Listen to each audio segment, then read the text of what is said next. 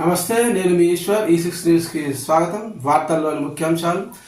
బడి ఈడు పిల్లలందరినీ బడిలో చేర్పించాలనే సంకల్పంతో ఈ నెల 6 నుంచి 19 వరకు బడిబాట కార్యక్రమం ప్రభుత్వం నిర్వహిస్తుందని, ఈ కార్యక్రమంలో అధికారులందరూ చిత్తశుద్ధితో పనిచేయాలని, బడిబాటను సక్సెస్ చేయాలని జిల్లా కలెక్టర్ వల్లూరి క్రాంతి కోరారు.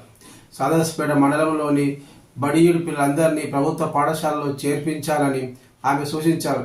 ప్రొఫెసర్ జయశంకర్ బడిబాట కార్యక్రమంలో భాగంగా ఆమె మండలంలోని కోనాపూర్ గ్రామంలో జరిగిన బడిబాట ర్యాలీ కార్యక్రమానికి ముఖ్య అతిథిగా హాజరయ్యారు. ఈ సందర్భంగా ఆమె మాట్లాడుతూ, ప్రైవేటు పాఠశాలలకు ధీటుగా ప్రభుత్వ పాఠశాలల్లో అన్ని రకాలైన మౌలిక వసతులు ఉన్నాయని, ఉచిత దుస్తులు, పాఠ్యపుస్తకాలు, నోట్బుక్స్, మధ్యాహ్న భోజనము, అల్పాహారము, త్రాగునీరు, వసతి, మరుగుదొడ్లు, మూత్రశాలలు, అన్ని సౌకర్యాలను ప్రభుత్వం కల్పిస్తుందని అన్నారు. వాటిని సద్వినియోగం చేసుకోవాలని ఆమె కోరారు. ప్రతి గ్రామంలో ప్రభుత్వ పాఠశాల ఉందని, ఇంగ్లీషు, తెలుగు మాధ్యమాల్లోనే బోధన జరుగుతుందని వివరించారు. కోనాపూర్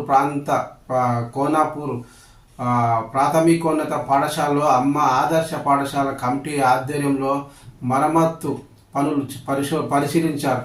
ఈ కార్యక్రమంలో కోనాపూర్ సర్పంచ్ శోభారాణి సంగమేశ్వర్ కలెక్టర్ను సన్మానించారు. పిఎస్ఎంఎల్ వార్డు కౌన్సిలర్ నాగలక్ష్మి, సత్యనారాయణ గౌడ్ తదితరులు ఈ కార్యక్రమంలో పాల్గొన్నారు.